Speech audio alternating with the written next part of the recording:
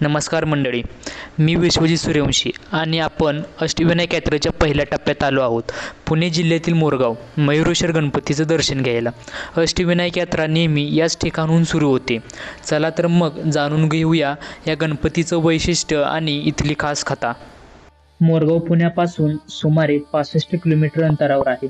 भीमाशंकर नदीच्या काठावर असलेले हे ठिकाण श्री गणेशाच्या 8 प्रमुख मंदिरांपैकी पहिलं मानलं जातं. मोरगावचं मंदिर म्हणजे मयूरेश्वर गणपती.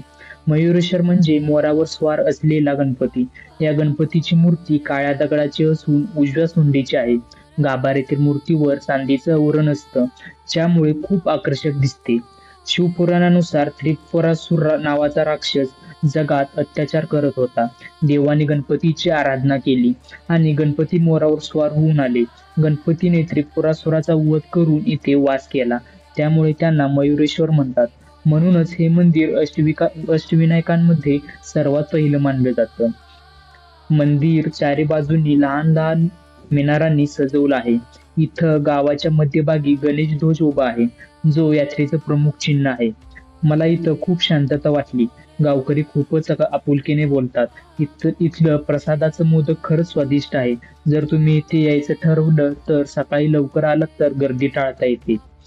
तर मंडळी, आपण आज मयूरेश्वर गणपतीचं दर्शन घेतलं.